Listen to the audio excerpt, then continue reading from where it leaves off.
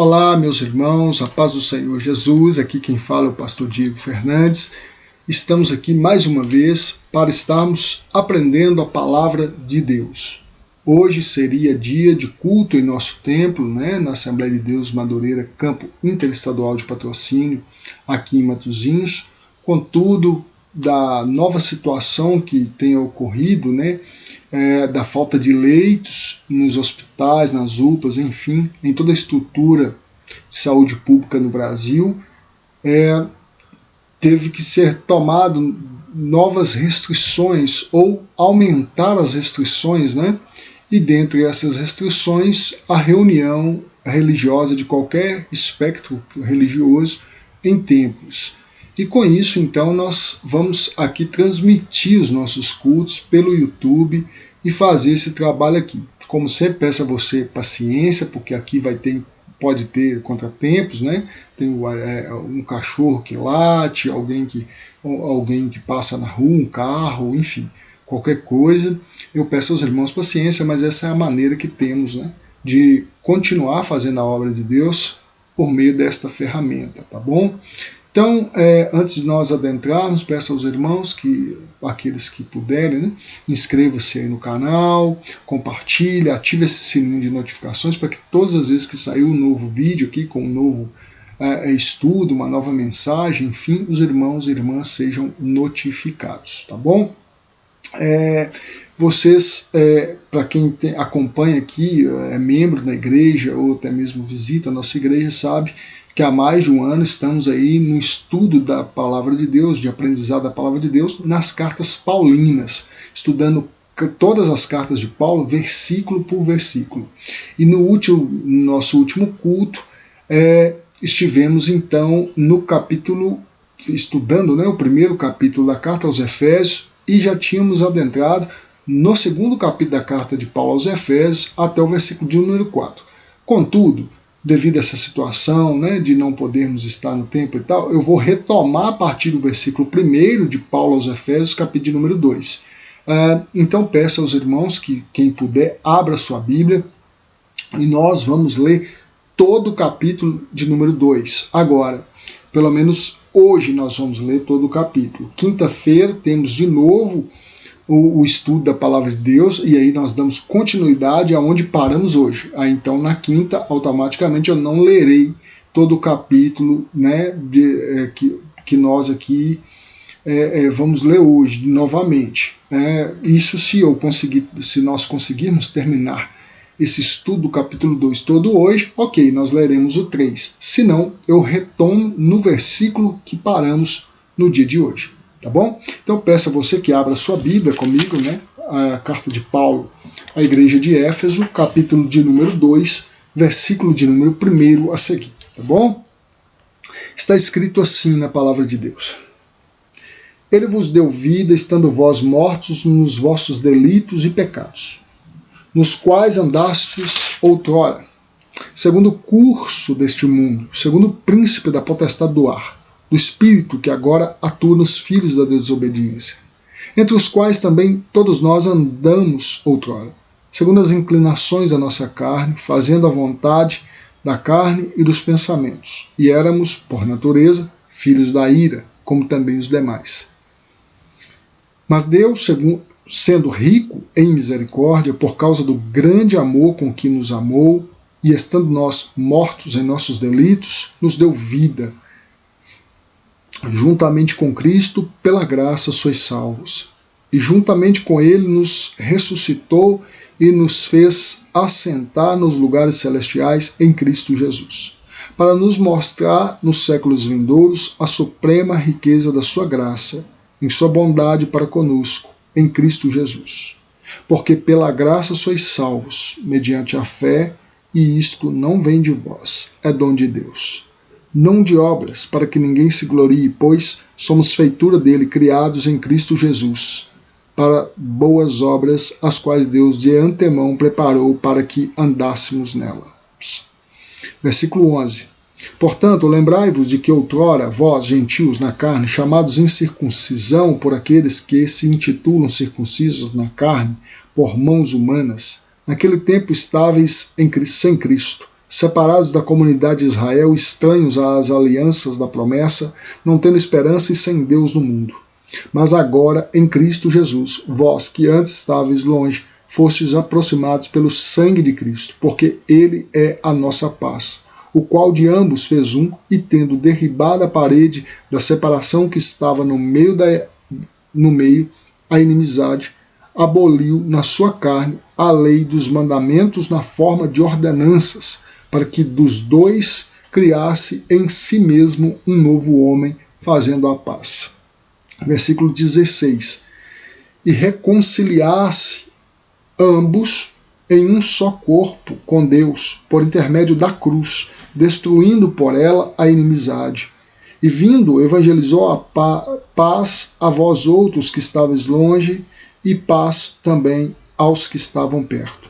Porque por ele ambos temos acesso ao Pai em um Espírito. Assim já não sois estrangeiros nem peregrinos, mas concidadãos dos santos, e sois da família de Deus, edificados sobre o fundamento dos apóstolos e profetas, sendo Ele mesmo, Cristo Jesus, a pedra angular, no qual todo edifício bem ajustado cresce para o santuário, dedicado ao Senhor, no qual também vós, juntamente, estáis sendo edificados para a habitação de Deus no Espírito.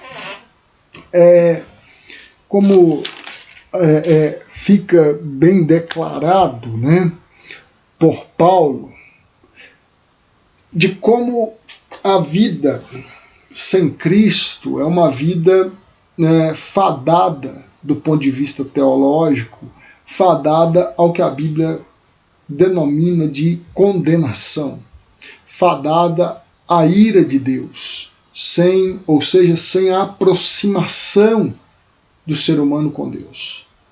Não é?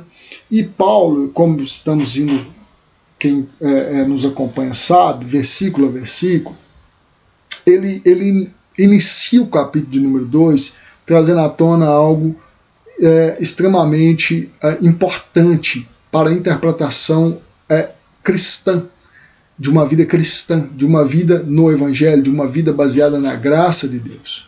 Porque Paulo diz, Ele é Cristo, Jesus, Ele vos deu vida, estando vós mortos nos vossos delitos e pecados. Isso aqui coloca a ideia da primazia, da salvação partindo de Deus para o homem. E quando eu digo primazia, obviamente, é porque tenho como premissa o pensamento de Jacob Arminio em pensar, por exemplo, a ideia de livre-arbítrio. Daqui a pouco aprofundo mais nisso, mas é por isso que eu coloco aqui a palavra primazia como sendo partindo de Deus a salvação, né? E não como Pelágio, que dizia que o homem pode ser salvo pelos seus próprios esforços e tal. Não é disso que se trata, né? Mas que essa primazia da salvação parte de Deus, porque Ele nos salva ou busca nos salvar quando ainda éramos ou estávamos mortos em nossos delitos e pecados. Ou seja, ninguém faz alguma coisa que atrai a atenção de Deus para que esta pessoa possa ser salva. Não tem nada que o ser humano possa oferecer diante de Deus que comova Deus a ponto de ser por este motivo que Deus o salva. É muito pelo contrário. Quando Paulo mais adiante vai dizer que a salvação é pela graça, é exatamente porque nós não fizemos absolutamente nada que colocasse algum tipo de mérito por nós estarmos sendo salvos. Muito pelo contrário. A salvação vem de Deus pela sua misericórdia, pela sua compaixão pelo estado decaído em que o ser humano se encontra, inclinado, né, às suas próprias paixões, aos seus desejos, enfim, à sua própria natureza, a partir de Adão, interpretada como sendo pecaminosa, caída, com uma natureza afastada de Deus. Né? Então é muito importante entendermos esse detalhe. E Paulo, no versículo de número 2, ele esclarece assim: nos quais andastes, ou seja, nos pecados e delitos que andaste outrora, segundo o curso deste mundo, segundo o príncipe da potestade do ar, do espírito que agora atua nos filhos da desobediência. O que Paulo está dizendo é que é preciso haver uma forma de uma nova conduta daquele que diz estar em Cristo. É preciso haver uma nova forma de estar, de ser, de proceder, de entender o mundo, de se relacionar com o mundo e com as pessoas que neste mundo estão.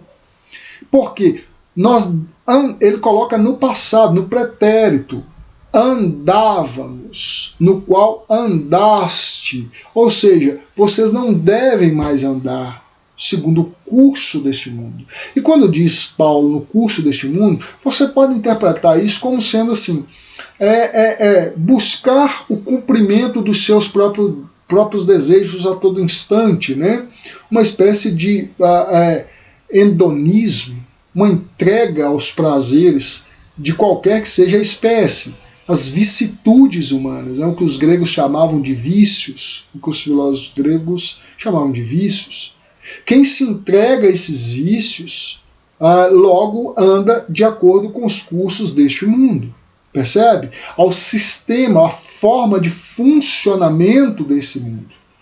Então quem está em Cristo, não deve mais andar dessa forma, não deve mais proceder desta maneira, né? Porque agora tem um novo modelo de vida, tem um novo arquétipo a ser seguido, que é aquele que se personificou, que se revelou, se materializou na pessoa de Jesus Cristo.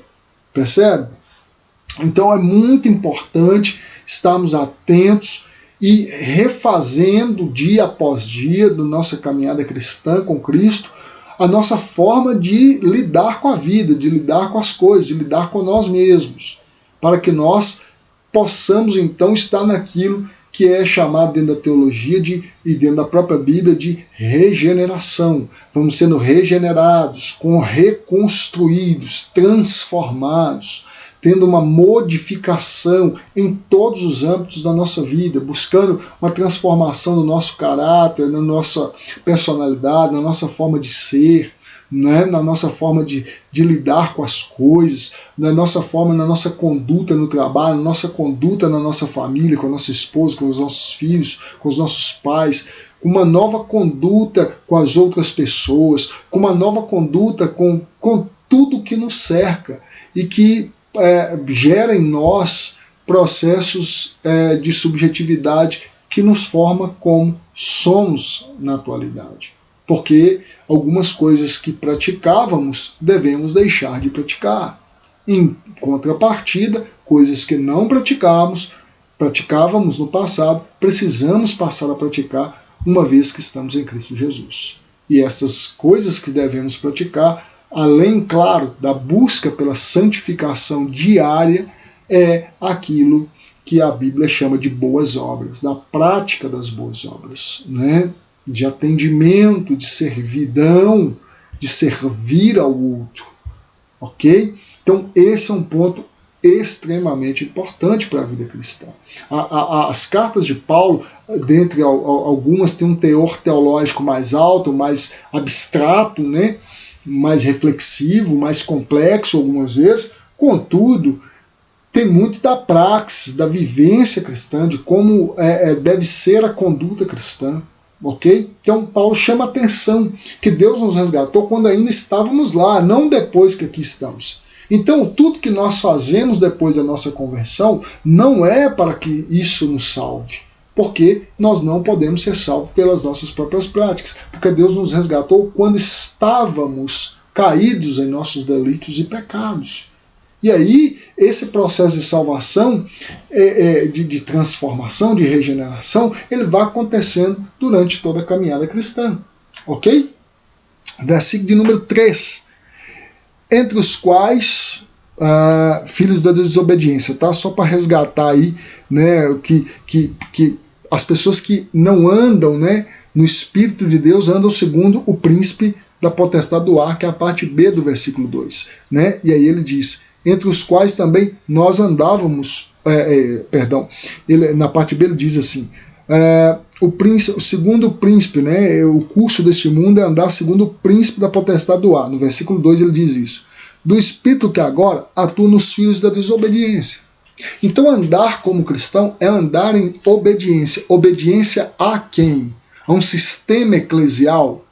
A um sistema humano? Não necessariamente. Ao sistema bíblico, ao sistema cristão, evangélico, aqui para usar uma palavra, né, mais contemporânea, ao sistema de ensinos, doutrinas, descritas por Cristo, em especial estruturada por Paulo, percebe? Pelos demais apóstolos.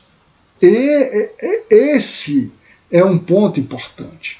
Então, e aí ele vai no versículo 3 dizer, entre os quais também nós andamos outrora, segundo as inclinações da nossa carne, fazendo a vontade da carne e dos pensamentos, e éramos, por natureza, filhos da ira, como também os demais. Porque essa é uma interpretação, como mais uma vez vamos dizer, teológica, cristã. Pode que alguém que não faça parte, né, da religião ou da estrutura cristã ficar pensando e dizendo, olha, vocês interpretam que todos que não estão nesse seu Cristo é filho da ira pela interpretação monoteísta do cristianismo? Sim. Mas se você, que não é cristão, não acredita, então logo você não tem fé que isso vai te afetar e que isso vai ocorrer. Percebe? Agora, nós que somos cristãos e que cremos nesse Deus que é absoluto, que é único, que é o mono, né? É por isso que vem a ideia do monoteísmo, apenas um Deus, nós acreditamos dessa forma, percebe? E que quem está fora desse escopo, infelizmente, incorrerá sob a ira de Deus. E aí Paulo chama a atenção, nós que andávamos, que também fazíamos parte disso outrora. Em outro momento nós estávamos debaixo da ira de Deus. Hoje, estando em Cristo, não mais estamos sob a ira de Deus. Hoje estamos debaixo da graça, da salvação, da misericórdia, da compaixão, do perdão, do alcance, da purificação por meio do sangue de Cristo. Estamos em Deus. Ok? No versículo 4, ele fala assim, mas Deus, sendo rico em misericórdia, por causa do grande amor com que nos amou, e estando nós, no versículo 5, nós mortos em nossos delitos, nos deu vida juntamente com Cristo. Pela graça sois salvos. Ou seja, Deus é pela sua riqueza de misericórdia e com grande amor que nos amou. É que Ele nos concedeu a salvação e nos reservou um lugar, né, nas regiões celestiais em Cristo ou com Cristo, nos deu vida com Cristo. Por isso Jesus, no Evangelho de João, vai dizer, eu vim trazer vida e vida em abundância. O ladrão vem senão para matar, roubar e destruir. Eu vim para que tenham vida e tenham em abundância. Jesus promove e gera vida em nós. Gerou vida naqueles que se encontravam mortos. Percebe? E isso acontece pela graça. Nós não fizemos nada para recebermos isso. Hoje, quando nós estamos em Cristo, nós temos que, no mínimo, sermos gratos, porque nós não fizemos nada para que Deus enviasse seu Filho naquela cruz, mas Ele, pela sua própria concepção, pela sua própria disposição, quis enviar seu próprio Filho naquela cruz. E nele fez os pecados de todos que em Cristo crê serem imputados sobre ele, para que então pudéssemos todos nós sermos reconciliados com seu Pai. E uma vez reconciliados, estamos então salvos pela graça de Deus, pelo favor que nós não merecíamos. Ok? Continuando, versículo 6. E juntamente com ele nos ressuscitou e nos fez assentar nos lugares celestiais em Cristo. Então, Deus nos colocou hoje, nós experimentamos as riquezas do céu estando ainda na terra. Nós experimentamos as riquezas do reino estando ainda peregrinando nessa terra. Porque Jesus disse, já é chegado o reino de Deus. Há manifestações celestiais em nós e através de nós. Nós experimentamos o milagre, nós experimentamos a graça, nós experimentamos o poder, nós experimentamos o Espírito. Percebe? Então, nós fomos colocados junto com Cristo nas regiões, nos lugares celestiais. No versículo 7 ele diz assim, para mostrar nos séculos vindouros a suprema riqueza da sua graça, em bondade para conosco, em Cristo Jesus. Para mostrar aos séculos vindouros, ou seja, tem 20 séculos que nós temos falado de Jesus, que a igreja tem anunciado a Jesus, 2 milênios que a igreja tem dito sobre Jesus, tem perdurado sobre Jesus. Por quê? Para mostrar aos séculos vindouros a suprema riqueza da sua graça. É supremo a graça de Deus, o favor de Deus por nós. Porque nada fizemos para merecer tal tratamento da parte de Deus. Percebe? Então, isso é algo importantíssimo para o cristão. E esta chave tem que estar virada na nossa cabeça. É a graça. Nunca é o que nós podemos fazer, o que fizemos. Percebe? É o que Cristo fez. Não é pela nossa obra, é pela obra de Cristo que nós alcançamos a salvação. Isso precisa ficar evidente para todos nós.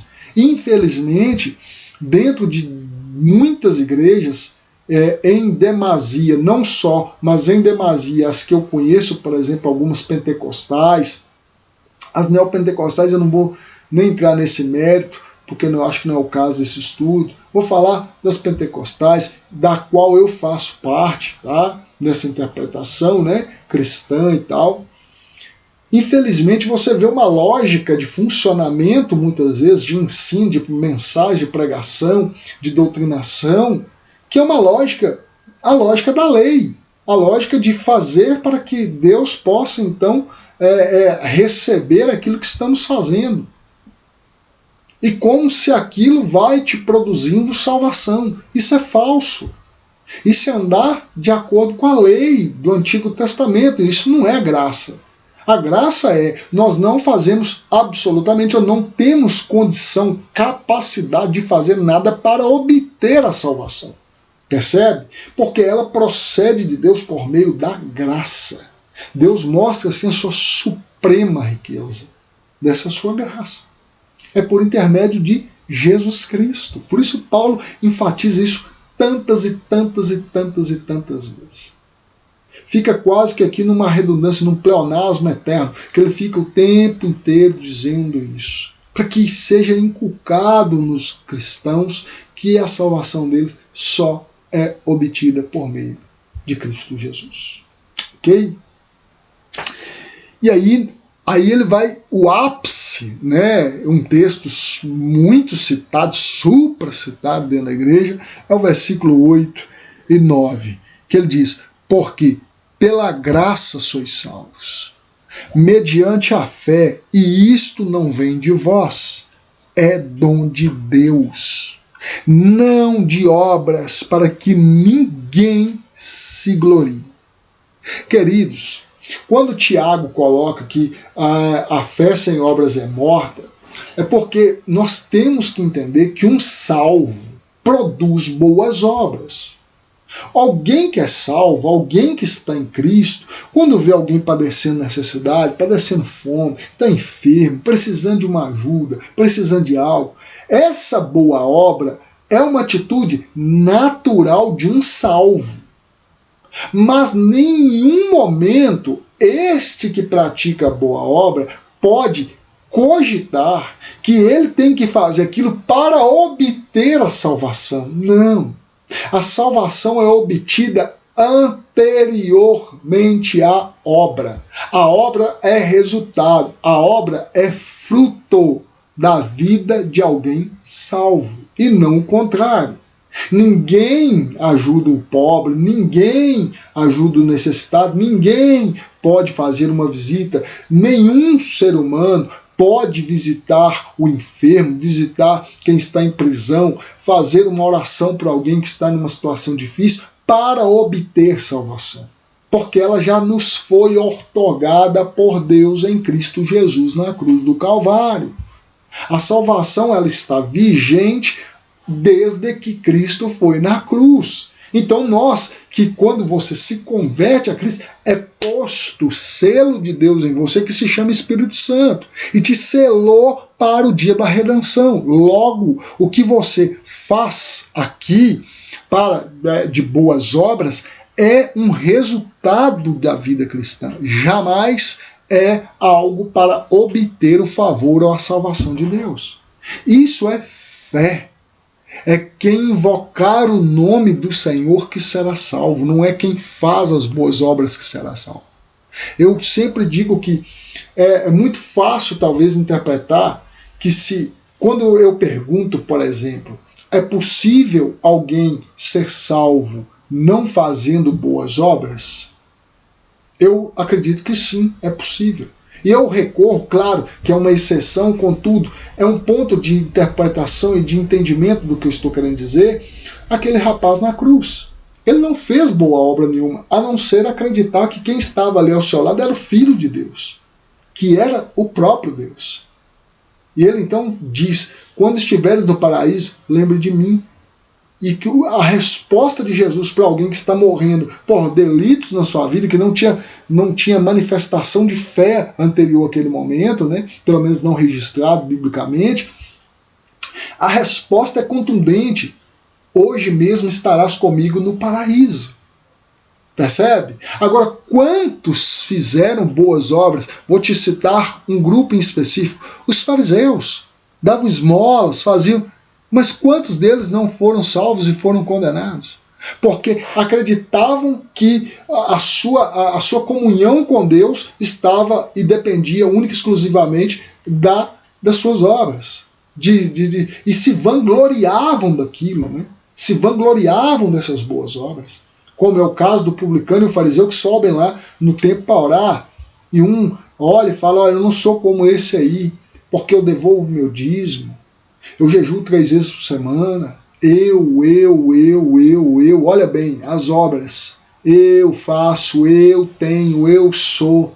Aí o outro, o publicano, o pecador, o que estaria teoricamente aos olhos desse religioso condenado, ele olha e diz, ele não olha nem para cima. Ele abaixa a cabeça e bate no peito e diz, tem misericórdia de mim, Deus, pecador. Percebe? Porque não é pelas obras, é pela graça, é pela fé. Se você tem fé na pessoa de Cristo, você vai ser salvo.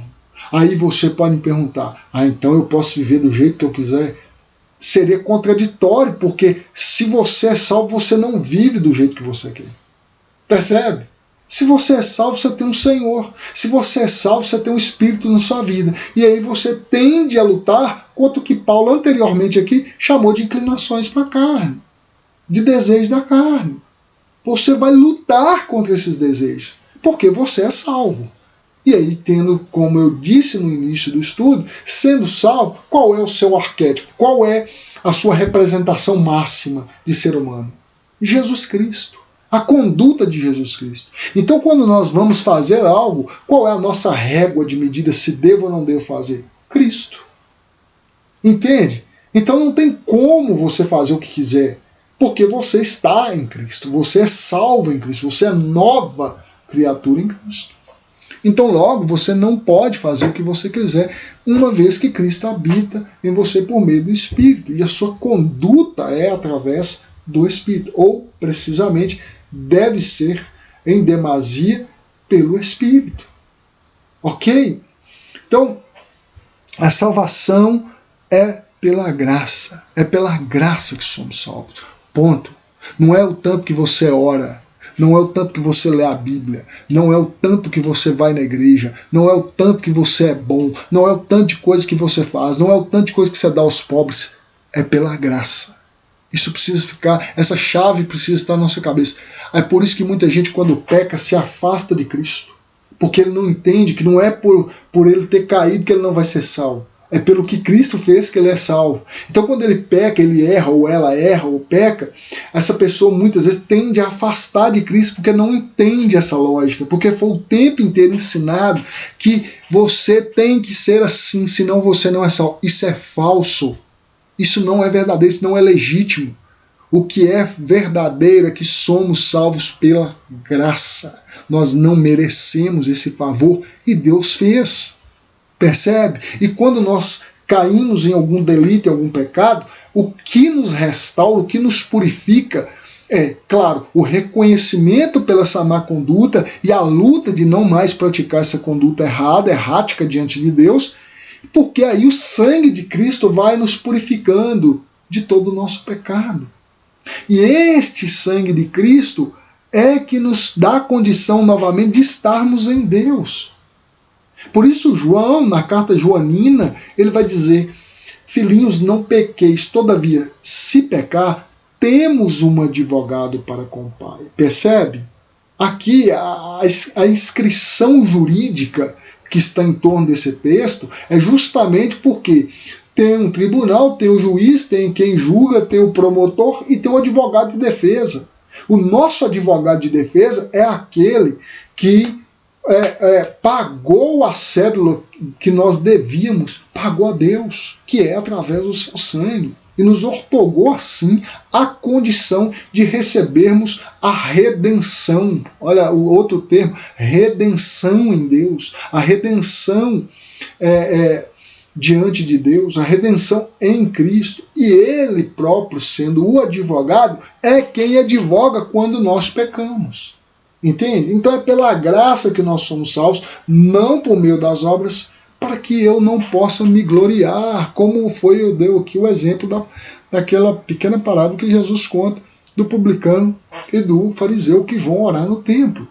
Porque um se vangloriava pelas suas obras, e o outro reconhecia que é pecador, ou seja, eu preciso de alguém para me salvar. Percebe? Nós precisamos. Esse aqui, inclusive, é um dos aportes, né? É uma das entradas quando você vai evangelizar alguém. A primeira coisa que essa pessoa precisa entender, entendeu? As pessoas ficam preocupadas algumas vezes com roupa, com cabelo, com não sei o que, com brinco, com batom, sei lá, com mais o que, com todas essas coisas que fazem parte de usos e costumes, a depender do lugar que você se encontra. Quanto, na verdade, o que a pessoa precisa primeiramente entender para alcançar a salvação por meio da graça é que ela precisa de um Salvador, porque ela não tem condição de entrar no céu por si mesma, porque ela é pecadora. Então é pela graça que somos salvos, não por meio das obras, mas exclusiva, unicamente por meio da fé. Ok? A fé é o veículo que nos leva até Cristo Jesus para então entrarmos pela porta da salvação. Né? Continuando aqui, né? No versículo 10. Pois somos feitura dele, criados em Cristo Jesus para boas obras, as quais Deus de antemão preparou para que andássemos nelas. Veja bem, Deus não foi pego de surpresa o dia que Adão pecou. E como eu sempre digo na igreja, qualquer teólogo são não vai tentar, ou qualquer estudioso da Bíblia são, alguém honesto, não vai tentar explicar por que Deus sabia que Adão iria cair, né, que comer daquele fruto e o permitiu, ou colocou aquela árvore lá. Percebe? Independentemente se é calvinista, se é arminiano, se é, sei lá, qual mais interpretação teológica que possa se ter. A questão não é essa, sabe? A questão é que Deus, de antemão, preparou toda esse enredo para que nós nele estivéssemos. E nós temos que dar graças por ser salvos. Por que não são todos salvos? Não sei. Não sei. Porque Deus, de alguma forma, opera em uns e não em outros. Porque Ele é Deus. Porque se assim não fosse, ele não seria Deus. Se Deus andasse na lógica que eu entendo, ele estaria junto com todos esses autores desses livros que estão atrás de mim. Ele usaria a lógica humana. E a lógica humana, para Deus, é uma loucura. Né? O conhecimento humano para Deus, diante de Deus, é loucura. Então nós temos que entender que foi de antemão. Ele não foi pego de surpresa quando Adão caiu em pecado, em comer aquele fruto. Não. Ele já tinha preparado todo o enredo de salvação para todos aqueles que viriam habitar nessa terra, que crescem em seu Filho Jesus. E aqui, claro, eu fico aqui usando essas terminologias porque eu me recordo das duas interpretações assim mais contundentes, vamos assim dizer, mais usadas na igreja, né? Que é a de Jacob Armínio, que é a concepção do livre-arbítrio, e a concepção de Calvino, que é da predestinação. Que é Armínio, acredita num sinergismo, palavra é essa, sinergia, ou seja, que Deus vai até um sujeito para salvá-lo, vai o Espírito até esse sujeito, convence você é pecador, você precisa de um Salvador, e agora cabe a este sujeito dizer sim ou não. Isso é livre-arbítrio. Isso é sinergismo. Já o calvinismo acredita no monergismo.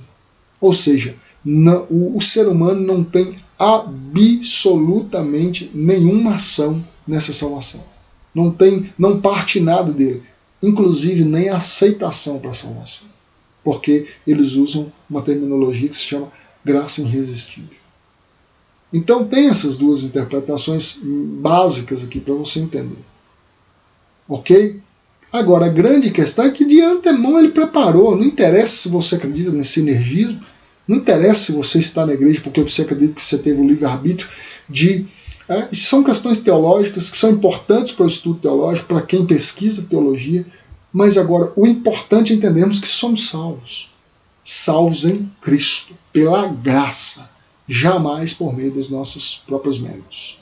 E aqui, claro, que qualquer calvinista que tenha acesso a esse vídeo vai achar assim, ele está dizendo que não interessa, mas na interpretação calvinista, o Jacob Armínio defendia que de alguma forma tem algum mérito aí na salvação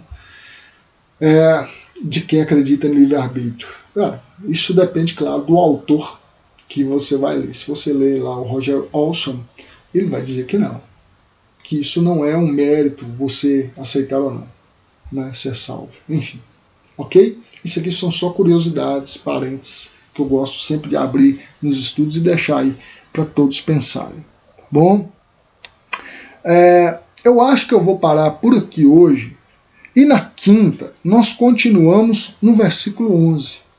Tá bom? Espero que eu tenha até aqui elucidado pelo menos um pouco para vocês aqui algumas coisas nesse âmbito da salvação pela fé, pela graça, não é? Jamais por meio das obras, por meio das nossas próprias atitudes.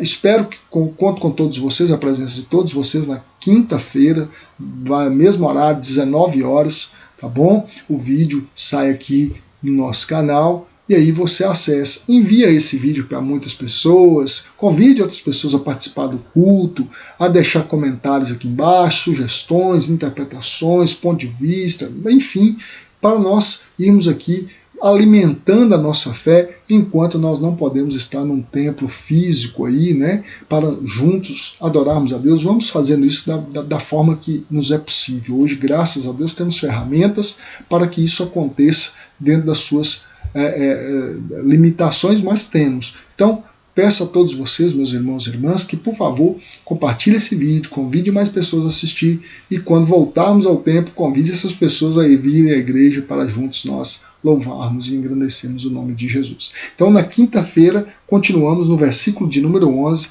da carta de Paulo aos Efésios. Amém? Vamos fazer uma oração, vamos agradecer a Deus por esse estudo, por essa palavra e sempre lembre, a sua salvação veio por meio de Cristo e está em Cristo. E nada poderá nos separar do amor de Cristo Jesus, nosso Senhor. Amém? Vamos orar. Senhor, querido meu Deus, bom e eterno Pai que está nos céus, eu te dou graças, eu rendo ao Senhor louvores, Bendiga o Senhor por todos os irmãos e irmãs, por todos que estão assistindo esse vídeo, aonde esse vídeo chegar. Que o Senhor possa produzir salvação no coração dessa pessoa, que o Senhor possa sustentar nesse momento de dificuldade, nesse momento de pandemia. Senhor, eu lhe peço nesse instante, tenha misericórdia da nossa nação, tenha misericórdia do Brasil, tenha misericórdia da nossa cidade de Matosinhos. Em nome de Jesus, meu Pai, que o Senhor esteja livrando as pessoas do leito de UTI, dessa enfermidade, deste vírus da Covid-19, que as tuas mãos estejam estendidas para esta nação. Livre-nos, ó meu Senhor, da mortandade. Deus, visite a família dos mais de 270 mil pessoas que perderam sua vida por causa deste vírus. Deus, visite e console nesse momento difícil, para a glória, honra, louvor do teu santo e bendito nome, é o que eu peço e agradeço em nome de Jesus. Amém. Que o grande amor de Deus, nosso Pai, que a graça de nosso Senhor e Salvador Jesus Cristo, que a comunhão e as consolações do Espírito Santo de Deus estejam com todos nós, não só hoje, mas para todos sempre. Amém. Fique em paz com a sua vitória, em nome de Jesus. Até quinta.